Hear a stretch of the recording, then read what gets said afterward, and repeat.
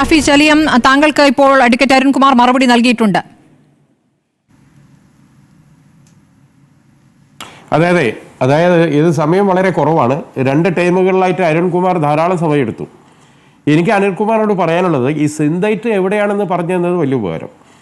എന്നാൽ ഈ സിന്തൈറ്റ് പൂട്ടിക്കാൻ എറണാകുളം ജില്ലാ സെക്രട്ടറി ആയിരുന്ന കാലത്ത് ഇന്നത്തെ മന്ത്രി രാജീവ് ചെയ്ത അതിൻ്റെ പൂർണ്ണമായ കഥ സുഗന്ധമില്ലാത്ത ഓർമ്മകളുമായി ഒരു വ്യവസായി എന്ന ഈ വിജു ജേക്കബിൻ്റെ മാധ്യമം പത്രവുമായി നടത്തിയ ഒരു അഭിമുഖമുണ്ട്. അത് ഞാൻ സ്മൃതിക്ക് വിട്ടു തന്നിട്ടുണ്ട്.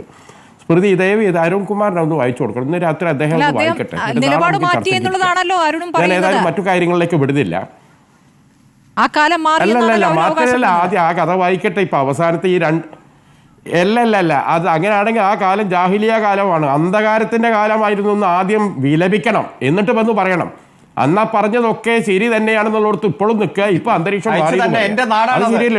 ഇവിടെ ബാബൂർ മുൻ വ്യവസായ മന്ത്രി എളമരം കരീമിന്റെ നേതൃത്വത്തിലാണ് ബാബൂർ ഗോളിയറേൻസ് ആയിരക്കണക്കിന് തൊഴിലാളികൾ പങ്കെടുത്ത് പൊട്ടിച്ചത്. ഫറോക്കിലെ ഓട്ടു വ്യവസായത്തെ മുഴുവൻ പൊട്ടിച്ചത് ഈ വിദ്വാന്മാരാണ്. ഇതിന്റെ കഥ പുഴിയെടുക്കുക. ഇപ്പോഴിതാ കോഴിക്കോട്ടെ സ്റ്റീൽ കോംപ്ലക്സ്, ഹെക്ടർ കണക്കിന് സ്ഥലമുള്ള സ്റ്റീൽ കോംപ്ലക്സ് കേവലം 30 കോടിക്ക് വിറ്റിരിക്കുന്നു. സ്മൃതി അവശേഷിക്കുകയാണെങ്കിൽ നിങ്ങൾ ഈ ചോദ്യക്ക് ചോദിച്ചോ. ഈ 2 മിനിറ്റിന്റെ ഇടയിൽ ഈ എന്താ പറയാ, ഞങ്ങൾക്കൊക്കെ വളരെ പരിമിതമായ സമയമാണ്. 30 കോടി റുപ്യക്കാണ് ഹെക്ടർ കണക്കിന് സ്ഥലം വരുന്ന വലിയ വ്യവസായശാല വിൽക്കുന്നത്. അരുൺകുമാർ മിണ്ടാതിരി.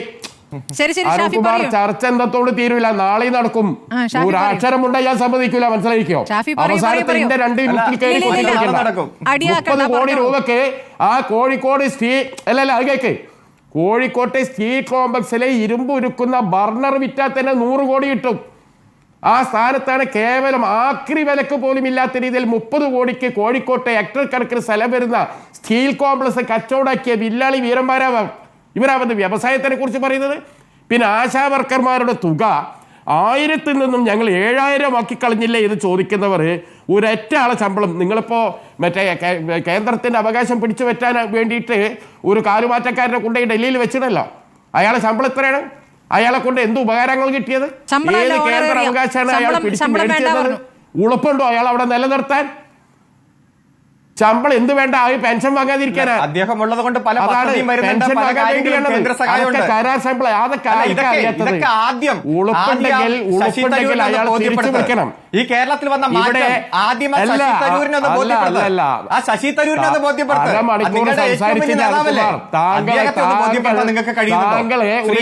ആന്റണി തന്നെ പ്രസംഗിച്ചില്ലേ?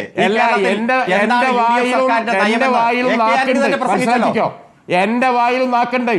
താങ്കളെ നാളെ എനിക്ക് ചർച്ചക്ക് കിട്ടും. തുടക്കത്തിൽ തന്നെ താങ്കളെ വായാൻ പൂട്ടും, മനസ്സിലായിക്കോ?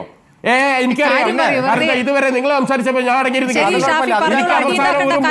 എനിക്ക് തരുന്നത്. അതിലെന്താ സമ്മതിക്കാതിരിക്കുന്നത്? എന്ത് കാര്യം പറയാന്? ഇത് എന്ത് സ്വഭാവം? അത് കാര്യം അങ്ങോട്ട് പറഞ്ഞാൽ കൊള്ളുന്നേ. ഞാൻ ചോദിക്കണത് എന്തിനാണ് ഈ കിഫ്ബിന്റെ മേധാവിന്റെ ശമ്പളം ഈ 7 കൊല്ലത്തിനിടയ്ക്ക് ഓരോ കൊല്ലം ഈ ആശാ വർക്കർമാർ 1000-7000 ആക്കിയത് ഭൂലോക സംഭവം എന്ന് പറയുന്ന താങ്കൾ ലക്ഷങ്ങളെ എണ്ണിയാൽ തീരില്ല. നേരം വെളുക്കുന്ന വരെ ഓരോ കൊല്ലവും 6 മാസം കൂടുമ്പോൾ കൂട്ടിക്കൊടുത്തത് അതിനൊക്കെ ഫുള്ള് കണക്ക് ഞാൻ സ്മൃതിക്ക് വിട്ടുതരാം. ആരും ഇന്ന് രാത്രി അതും കൂടി വായിച്ച് കിടക്കട്ടെ. നിങ്ങൾ ആരോടാ ഈ പടയി പറയുന്നത്? നിങ്ങൾ നശിപ്പിച്ചല്ല ഇവിടുത്തെ വ്യവസായ സെക്ടറിന്റെ. വ്യവസായ വളർച്ച ഉണ്ടാകണമെങ്കിൽ നാട്ടിൽ നല്ല സമാധാന അന്തരീക്ഷം വേണ്ടേ? പിന്നെ മനുഷ്യന് വർഗീയത പറഞ്ഞ് നാട്ടിൽ തമ്മിൽ തല്ലിക്കാൻ ഈ നിമിഷം പോലും നിങ്ങൾക്ക് PC ജോർജിന്റെ മുൻകൂർ ജാമ്യാപേക്ഷ ഹൈക്കോടതി നിരസിച്ചിട്ട് മണിക്കൂറുകളായി. എന്തെങ്കിലും അറസ്റ്റ് ചെയ്യാത്ത സാധാരണക്കാരനാണ് തൂക്കിയെടുത്തുകൊണ്ട് പോകുമല്ലോ. അൻവറിനെ രാത്രി 2:30 മണിക്ക് വീടിനുള്ളിൽ വളഞ്ഞല്ലോ നിങ്ങൾ അല്ലേ? 15 ഉറുപ്പിന്റെ ഒരു കസാലിന്റെ വടിയും ഒരു പഴയ 40 വോട്ടിലെ ബൾബ് പൊട്ടിച്ചെന്ന പേരിൽ ഒരു MLA രാത്രി 2:30 മണിക്ക് വീട് വളഞ്ഞ വിദ്വാന്മാർ മുൻകൂർ ജാമ്യ ഹർജി അതൊക്കെ PC ജോർജിനെ റദ്ദാക്കിയിട്ട് മണിക്കൂറുകളായി. ഒരു കുച്ചാപ്പി പോലീസുകാരൻ പോലും അറസ്റ്റ് ചെയ്യാൻ പോയിടോ. എന്ത് വ്യവസായ വളർച്ചടോ? ഈ നാട്ടിൽ മനുഷ്യർ തമ്മിൽ സൗഹൃദം ഇല്ലാതെ വ്യവസായത്തിന് മാത്രം വളർച്ചയുണ്ടാക്കിയ എന്ത് കാര്യമുള്ളത്? എന്ത് കുന്തത്തിലെ ഇൻഡെക്സ് ഞങ്ങളെ കയ്യിലുള്ളത്? 5 കൊല്ലമായി ഇല്ലാത്ത ഇൻഡെക്സും വെച്ചിട്ടാണ് ബടായി പറയാൻ നിങ്ങൾ വന്നിരിക്കുന്നത്. നിങ്ങൾ നശിപ്പിച്ചതിന് എണ്ണി പറയാണ്ട് എത്ര എണ്ണം പറയാനുണ്ട്? ഞങ്ങളാണ് പറഞ്ഞു തീരും. ഇപ്പൊ സ്മാർട്ട് സിറ്റി കാര്യം പറഞ്ഞല്ലോ, മുണ്ടിയോ നിങ്ങൾ? ഈ മേരി റോയിനെ കുറിച്ച് ഈ മേരി റോയിനെ കുറിച്ച് കേന്ദ്രത്തിന്റെ സാമ്പത്തിക നയങ്ങളെ വിമർശിച്ച ഒരു സാമ്പത്തിക ശാസ്ത്രജ്ഞയാണ് മേരി റോയ്. കേന്ദ്രത്തിന്റെ സാമ്പത്തിക രംഗത്തിന്റെ പാളിച്ചകൾ തുറന്നു കാണിച്ച ധീരയായ സാമ്പത്തിക ശാസ്ത്രജ്ഞയാണ് മേരി റോയ്. മേരി റോയിനോട് ദേഷ്യവും ആണ്. മേരി റോയിൽ ട്രാക്ക് മടിക്ക് നിന്നെ പോലുള്ള അലവല കണക്കല്ല പറയണേ, കൃത്യമായ കണക്കാണ്. സാമ്പത്തിക ശാസ്ത്രജ്ഞയാണ്.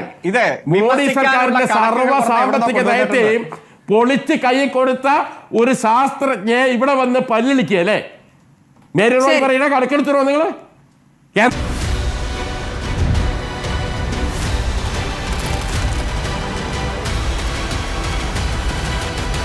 ഡിബേറ്റ് വിത്ത് സ്മൃതി പരുത്തിക്കാട്.